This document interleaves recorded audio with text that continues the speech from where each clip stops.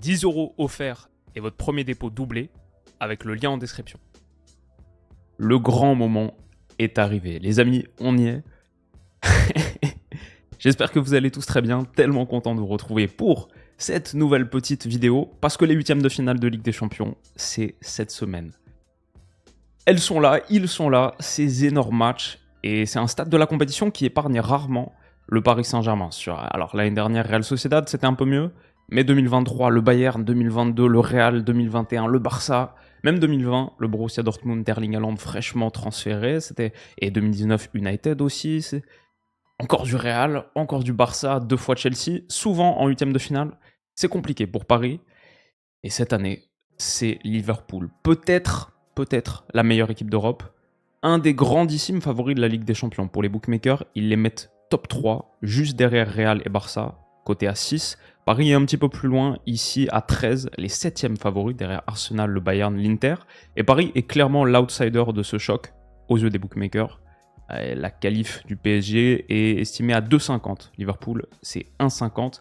Et même mercredi soir, au Parc des Princes, même à la maison, Paris est à 2,45, Liverpool 2,75, très équilibré ce choc. Si ces cotes vous intéressent les amis, bien sûr vous savez que c'est celle que vous trouvez sur Winamax. Vous avez accès avec le lien en description à la meilleure offre de bienvenue de France. C'est notre offre spéciale Winamax Willou. Vous faites un premier dépôt après avoir cliqué sur le lien. Il se retrouve instantanément doublé en pari gratuit et en plus de ça, vous recevez aussi immédiatement 10 € supplémentaires en cash. Le dépôt minimum c'est 15 €, donc si vous mettez 15, ça devient 15 x 2, 30, plus 10 encore, 40 € avec lesquels vous pouvez parier, notamment sur ce match, sur les autres rencontres de Ligue des Champions, sur ce que vous voulez. Si vous le faites, bon, la première chose, merci, parce que chaque utilisation du lien me rémunère. Bonne manière de soutenir la chaîne si vous avez déjà prévu de vous inscrire sur Winamax, mais si vous le faites aussi, soyez majeur, c'est strictement interdit aux mineurs, et faites attention en général avec les paris sportifs, et peut-être en particulier en Ligue des Champions. Alors, ce Paris Liverpool. D'abord, on va procéder comme d'habitude. Les Reds, qu'est-ce que ça donne? Eh bah, ça donne tête de série de la Ligue des Champions. Ils ont terminé bien sûr en tête. Ils ont même eu le luxe de faire tourner sur leur 8e journée contre le PSV Eindhoven. 7 victoires, une défaite, ce match où ils avaient fait tourner. Et ils avaient un peu ralenti en janvier, l'élimination aussi en ayant fait tourner contre Plymouth en FA Cup. Match nul de partout contre Everton dans le derby de Liverpool. Courte victoire contre les Wolves, nul contre Aston Villa. Bon, ils sont repartis assez fort. 2-0 à l'Etihad, on avait analysé ce match. 2-0 contre Newcastle en milieu de semaine. Au classement donc, ça fait que nos copains de Liverpool, ils ont 13 points d'avance sur Arsenal, certes avec un match en plus, mais aussi avec une différence de but nettement supérieure. Ils ont 20 points d'avance sur Manchester City. Je sais qu'il y a des supporters très prudents, notamment dans les commentaires, et je vous comprends. Récemment, fan de Liverpool de longue date, j'ai appris à ne pas m'enflammer pour quelconque titre tant que celui-ci n'est pas officiel, je comprends. Certes, l'équipe joue bien, gagne, maîtrise ses principes, mais j'ai quand même peur d'un coup de mou. Je reste optimiste, mais prudent. Et je comprends l'avis du supporter, mais moi je suis pas supporter. Moi, je suis neutre, je n'ai pas de cheval dans cette course, donc je peux vous le dire, oui, Liverpool sera champion d'Angleterre. C'est fini, avec Arsenal qui a pris seulement 1 point sur ses 2 derniers matchs. Le fossé qui a été creusé, même Opta leur donne 98,87% de chance de finir champion. Et donc Liverpool va regagner le titre en Première Ligue. Paris joue la meilleure équipe d'Angleterre, de très loin. Peut-être, oui, la meilleure équipe d'Europe. Pourquoi ? Parlons un petit peu des forces de ce Liverpool, de cet ogre rouge, et il y a pas mal de choses. Et d'abord, le fait que sans ballon, ce soit des chiens absolus. Il y a la pression qui est intense, il y a les coulissements du bloc, Luis Diaz qui mâche pas ses efforts, qui est vraiment... On avait vu son travail de harcèlement, notamment sur Savigno. Il le suit à l'extérieur, il le suit à l'intérieur. Les replis à Liverpool aussi. Ça en fait une équipe moins vulnérable peut-être que d'autres en transition défensive parce que tout le monde fait les efforts de la première à la 90e minute. Voilà, encore une fois, Luis Diaz qui revient pour ne pas abandonner Robertson face à Savigno, être en 2 contre 1. Même avec cette perte, c'est en seconde période, perte de Szoboszlai sur cette remise talonnade semelle qui aboutit pas. Ok, c'était une action dernier tiers d'un créateur à la perte, repli, hop, il vient chasser sur 50 mètres et il stoppe pas sa course jusqu'à briser la passe qui aurait pu être dangereuse ici à destination de Phil Foden. Liverpool peut ensuite reposer son bloc tranquille. La force des replis de Liverpool. Et juste cette qualité sans ballon qui vient aussi du leadership de Van Dijk qui est constamment en anticipation, très très agressif. Le défenseur central, chien, comme on l'analysait dans ce match par rapport au chat. Konaté, référence au duel de Michael Cox. Et ouais, le leadership, toujours en train d'indiquer où est-ce qu'il faut aller, qu'est-ce qu'il faut faire. C'est juste un Liverpool qui est sans ballon et très très très fort. Et avec aussi pas mal, je dirais si je dois parler d'une force immédiatement, ils ont un concurrent, un prétendant à Ballon d'Or avec Mo Salah. À chaque fois que je regarde, je crois la 34e fois de la saison que je regarde la page de Mo Salah sur Transfermarkt et que j'ai un petit rire nerveux. 25 buts, 17 passes D en Première Ligue. Honnêtement, il est pas trop loin d'aller battre le record de passes D en Première Ligue, détenu par Henry et Kevin De Bruyne, qui a 20. Il peut aller le chercher, ce record-là, avec une dizaine de matchs restants. Il a tout joué, il a des stats spectaculaires, toutes compétitions confondues. Il est à 30 buts, si je compte bien, et 22 passes décisives. 30 plus 22, on est début mars les gars, 30 plus 22. Le gars il peut tranquillement finir la saison avec un 40 plus 30. Il est totalement injouable. Il a sa spéciale, cette passe comme ça, un peu Trivela, qui est extrêmement dangereuse, tranchante. Il a sa percussion, les changements de rythme sur le côté, et quasiment personne réussit à le suivre. Et ouais, ça avait donné encore une assist contre Manchester City. Il est juste méga dangereux. Et ouais, celle-là, encore une fois, contre Newcastle. Cette passe comme ça, depuis le demi-espace droit, pour aller chercher le second poteau. Ici, Luis Diaz la finit pas. Mais très dur à contrer. Et juste un joueur qui est en train de marcher sur l'eau, qui est en train de vivre le prime de sa carrière et qui est peut-être l'offensif le plus dangereux du monde en ce moment. La deuxième belle arme qu'ils ont avec ballon, Trent Alexander-Arnold, qui est assez terrifiant. Lui aussi, il a un petit peu sa spéciale. Il a le pied droit comme ça, en quarterback pour envoyer Salah dans le dos de la ligne. Je me souviens quand on avait été en Anfield, voir Liverpool City, c'était très visible. Il y avait toujours le danger dans le dos de la ligne de City parce que Trent, il peut envoyer ses ballons. Et à l'Etihad, ça a été la même chose. Il y a le pied droit, il y a aussi le pied gauche. Et cet axe, Alexander-Arnold-Salah, il est absolument redoutable. Pied gauche par-dessus Gvardiol et Ake pour envoyer Salah dans la profondeur, aller jouer potentiellement 1 contre 1, même s'il va les transmettre. Liverpool est juste très fort avec ballon, aussi parce qu'ils sont durs à presser. Il y a Trent, comme on l'a dit, et aussi le pied gauche. Il peut être long de ligne comme ça, et pourtant trouver une bonne orientation de corps pour le pied gauche. Ça permettait à Szoboszlai, en une touche, de battre la pression, et derrière il y a la projection. Et regardez ce qu'ils sont capables de faire avec Robertson. Pareil, la longue poussée, quand ils sortent avec beaucoup de vitesse. La force qu'ils ont sur les replis défensifs, c'est aussi la force qu'ils ont sur les projections offensives. C'est des coureurs et ils se retrouvent régulièrement comme ça à pouvoir créer des 3 contre 3 locaux autre côté. Et quand il y a la transmission ensuite d'un côté à l'autre, d'un coup c'est méga dangereux. Juste ça, c'est parce que City a essayé de les presser. Ils sont durs à presser, Paris va chercher à les presser. C'est le jeu du Paris de Luis Enrique. Et ça va être difficile parce que quand ils sortent, ils sont méga dangereux. Regardez derrière ensuite Trent Alexander-Arnold qui était au début de l'action et qui va proposer l'appel de dédoublement. Et d'ailleurs, il va être servi. Ça aurait pu être méga dangereux. Ils sortent bien parce qu'ils ont la qualité technique de McAllister, de Gravenberch dans les petits espaces. 1 touche, 2 touches, même très axial pour sortir. Et ils ont aussi les coups de pied arrêtés. La combinaison sur corner, au bout de laquelle ils marquent contre City l'autre jour à l'Etihad, apparemment c'était leur premier but sur corner en Première Ligue. Moi, je faisais tout un truc de leur qualité sur coup de pied arrêté. Apparemment, c'est la première fois qu'ils marquent.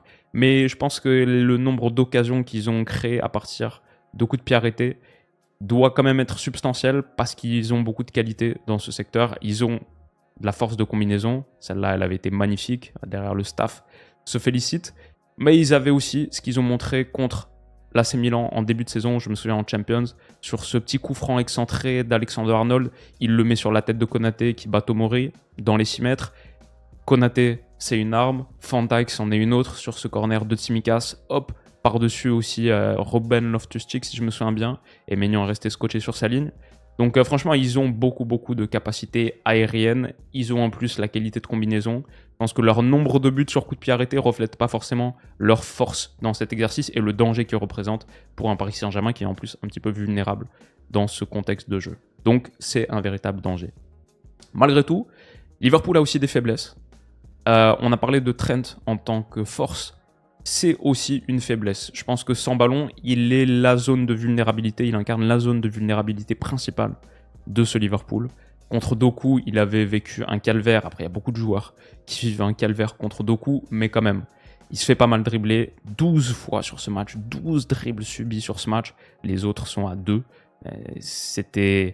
C'est difficile, c'est pas un bon défenseur de grand espace, de surface de réparation. Il y a à la fois le fait qu'il se fait beaucoup dribbler, mais il y avait aussi cette action en seconde période qui m'avait particulièrement choqué, où à la réception d'un centre, Doku ici va tenter une reprise de volée, et Alexander-Arnold il reste scotché comme ça ici dans les 6 mètres, ce qui fait que c'est très très dangereux si Alisson repousse dans les pieds de Marmouche ou d'un autre joueur avancé, il n'y a pas hors-jeu. Il couvre le hors-jeu sur 3 mètres à l'intérieur de la surface de réparation. D'ailleurs, il s'est copieusement engueulé par Van Dijk derrière. Et ça, c'est le genre de situation où je me dis, ok, c'est pas un top défenseur. On va être honnête, c'est pas un top défenseur. Et le delta qu'il y a entre sa qualité avec ballon, qui est plus qu'élite, qui est élitissime, et sa vulnérabilité sans ballon, c'est un des plus grands deltas, je pense, qui existe pour un joueur défensif sur le papier, entre guillemets, considéré comme un défenseur droit, etc.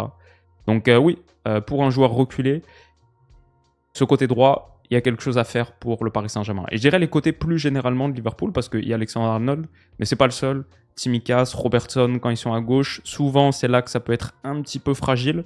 Et si là il n'y a pas un bon retour de Van Dijk, ça permet à City de revenir dans ce match, parce que le côté gauche a été exposé. Enfin, je dirais, ils ont une faiblesse, c'est la finition, où ils sont pas particulièrement élites. Ils se procurent un gros volume d'occasions, mais par exemple, on a parlé de cette passe de Salah, Luis Diaz la met au-dessus. Hop, ici, il y a beaucoup de ratés pour Liverpool dans le dernier geste. Ici, Szoboszlai par exemple, qui se fait reprendre, ça donne même pas de XG parce que c'est pas un tir. Il y avait celle-là, on se souvient, de Darwin Núñez sur Szoboszlai qui lui met, il la met au-dessus, c'était contre Aston Villa. Les coupables, c'est pas Salah, qui est surperforme ses XG d'assez loin, plus 3,4. C'est pas forcément Luis Diaz ou Cody Gakpo, qui sont aussi pas mal, mais Szoboszlai, moins 1,5 par rapport à ses XG. Diogo Jota, moins 1,8. Darwin Núñez, moins 2,0, le pire contributeur de Liverpool là-dessus. Et ça fait que, par exemple, si on regarde les chiffres en Première Ligue cette saison, Liverpool sous-performe ses XG. 66 buts avec quasiment 68 XG. C'est pas dramatique, mais il n'y a pas une grosse surperformance. Les joueurs offensifs ne sont pas élite, enfin pas les joueurs offensifs en général, mais Liverpool n'est pas, je dirais, le genre d'équipe qui te tue sur une demi-occasion. C'est grâce à leur volume qu'ils t'ont. Et le volume, par contre, ça ils l'ont, ça ils l'ont sans aucun problème. Donc ouais, c'est une très belle équipe qui est dans un registre assez différent du Barça, mais clairement dans la conversation pour meilleure équipe d'Europe, top 2 c'est sûr. Et ils ont des similitudes avec le Barça, leur force de pression, leur ailier droit qui est qualité élite. Ils sont bien une des 2 meilleures équipes d'Europe et ils arrivent à la fois au complet avec une semaine de repos. Parce que leur dernier match, c'était mercredi contre Newcastle et ils n'ont pas joué ce week-end. Est-ce que Paris a ses chances contre l'Ogre Rouge ? Eh ben en vrai, oui. Clairement, oui. C'est ça qui rend ce match aussi spectaculaire. C'est que Paris est très fort. Bien sûr, invincible en Ligue 1. 19 victoires, 5 nuls en 24 journées. Meilleure attaque, meilleure défense. Ils n'ont pas perdu depuis combien de temps ? Depuis fin novembre contre le Bayern. Il n'y a que du vert, un petit peu de bleu pour des matchs nuls. Mais là, ils sont sur une série de quoi ? Ça fait 10 victoires d'affilée. Genre, je dirais, 20 sur les 22, 23 derniers matchs. Ils ont encore battu Lille ce week-end, hier 4-1. C'est, je crois, ce Paris-Liverpool, un des meilleurs huitièmes de finale de Ligue des Champions qu'on ait eu ces dernières années. Parce qu'on a vraiment 2 équipes qui, pour moi, sont top 5 du football européen en ce moment qui s'affrontent. Et aujourd'hui, je suis pas loin de dire que c'est premier contre troisième. Liverpool premier, Paris troisième meilleure équipe d'Europe. Je peux accepter qu'on dise Liverpool c'est deuxième et Paris c'est quatrième, mais je peux pas descendre plus bas que ça. Pour moi, au minimum, on a un match entre la deuxième et la quatrième meilleure équipe d'Europe en ce moment, et je peux monter jusqu'à premier contre troisième. Et ça, c'est en huitième de finale de Champions. C'est spectaculaire. Alors, les tiroirs sont pleins. On en a parlé, les forces du Paris Saint-Germain, on en a parlé l'autre jour. Les tiroirs sont pleins car Paris a progressé dans tous les compartiments du jeu. Il y a d'abord la pression, où ils sont élitissimes aussi. La pression, la contre-pression. Cette équipe Luis Enrique, ouais, dans le dernier tiers, il y a 8 joueurs, il y a quantité de ballons récupérés, il y a tout le monde qui fait les efforts, Nuno Mendes qui vient ici, et ces ballons récupérés, ils génèrent des occasions. Paris sur la pression est très fort. Sur la possession aussi, on parlait de tous ces triangles de jeu cruyffiens.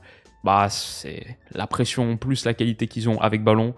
Ça en fait le troisième volume de possession de la Champions, que le Bayern et City, qui avaient plus de ballons qu'eux. Ils sont très forts. Ils ont la qualité de permutation aussi, la fluidité. On avait parlé pression, possession, permutation, parce que ça bouge tellement avec ballon. Ici, un petit appel de João Neves, du demi-espace droit, un petit peu dans la profondeur. Kfara, du coup, en décrochage. Hakimi qui prend la profondeur couloir. Et le meneur de jeu un peu reculé de cette action, c'est Ousmane Dembélé. Tout le monde change. C'est extrêmement fluide. Ça bouge de partout. On peut avoir, ok, ce début d'action avec Dembélé en 10, Barcola en 9, Kfara à gauche, Désiré Doué à droite, c'était contre Monaco. Et plus tard dans l'action, c'est Fabien Ruiz qui est à gauche, c'est genre quoi, 15 secondes plus tard, c'est 8 secondes plus tard, c'est Fabien Ruiz qui est couloir gauche, c'est Kfara qui va prendre l'axe. Maintenant, on a 2 joueurs dans la surface de réparation, Ousmane, le baron Ousmane et Bradley Barcola. On a le couloir droit aussi, où c'est possible d'aller trouver. Et tu finis avec ce centre qui est très dangereux et qui sera même gagné ce ballon second poteau par Désiré Doué. Beaucoup de qualité de permutation. La création, il y a une variété totale dans le style créatif du Paris Saint-Germain. Offensivement, ça bouge beaucoup et tout le monde peut générer des choses. Il y a eu cette action contre Lille là, hier qui m'a marqué. C'est l'action qui amène le premier but. Pénétration d'Ousmane Dembélé depuis le demi-espace droit. Il a la course de dédoublement extérieur d'Achraf Hakimi. On connaît leur complicité. Il a la course intérieure de Fabien Ruiz qui peut déclencher extérieur de surface. Il a 2 options dans la surface de réparation, Gonzalo Ramos et Bradley Barcola qui arrive second poteau, qui va finir cette action après Lucas Chevalier qui a relâché.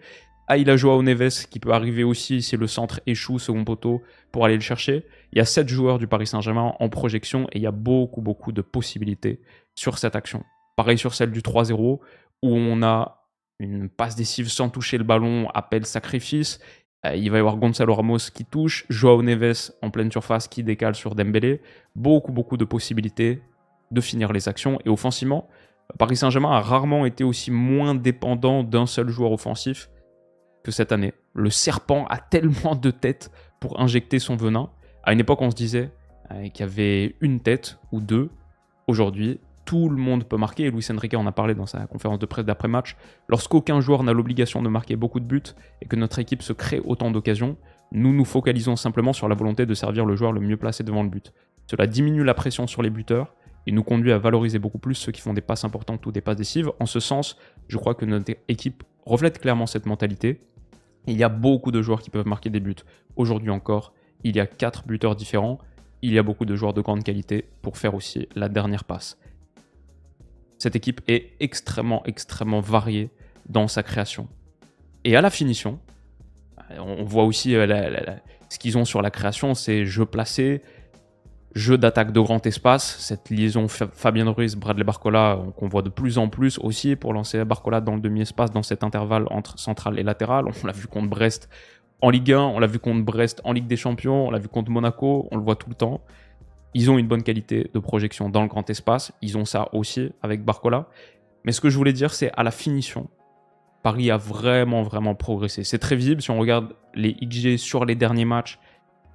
Par exemple, contre Lille, 4 buts avec 3,4 XG. Contre Lyon, 3 buts avec 2,3 XG. Contre Brest, 7 buts avec 3,2 XG. Ok, contre Toulouse, légère sous-performance offensive. Mais contre Brest, contre Monaco, contre Brest encore, contre Stuttgart, contre Manchester City, contre Lens, sur 80% de leurs matchs récemment, le Paris Saint-Germain surperforme ses XG, marque plus de buts qu'il ne devrait en marquer. À une époque, c'était totalement l'inverse. Il y a un juste retour à la normale, mais il y a aussi des joueurs qui sont en train de faire des saisons hors normes. Et on va en parler dans les individualités, mais sur la variété offensive, par exemple, du Paris Saint-Germain, on a aujourd'hui 7 joueurs qui sont à 10 buts plus passe D ou plus, toutes compétitions confondues.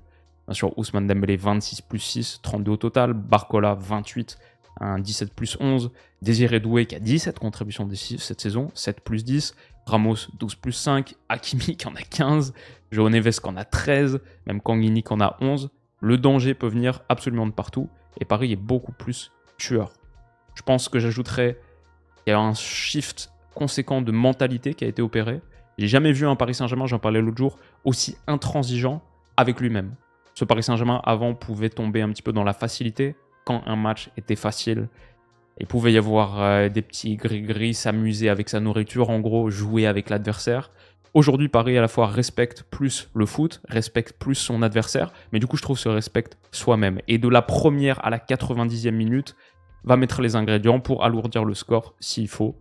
Ça, c'est une équipe que je trouve vraiment beaucoup, beaucoup plus mature mentalement. Et au-delà de la mentalité, bien sûr, il y a les individualités. On a parlé d'Ousmane Dembélé, on a parlé d'Hakimi, même de Marquinhos. Je dirais tous les trois sont au prime de leur carrière. João Neves, bien sûr, c'est extraordinaire. Mais il y a aussi de la profondeur dans la qualité individuelle. Ce que Doué est en train d'apporter, son impact, encore buteur contre Lille, il est tellement, tellement intéressant. Gonzalo Ramos aussi sur son temps de jeu, bien sûr cette passe gourcufienne là, on s'en souvient contre l'OL. Lui aussi c'est intéressant ses entrées. Et Luis Enrique en a aussi parlé en conférence de presse. Si je m'en réfère au contenu footballistique, je pense que nous sommes beaucoup plus complets, beaucoup plus forts, aussi bien en attaque qu'en défense. Tout d'abord, et surtout parce que mercredi, je pourrais aligner pratiquement n'importe quel 11 de départ, il serait crédible. C'est mon sentiment.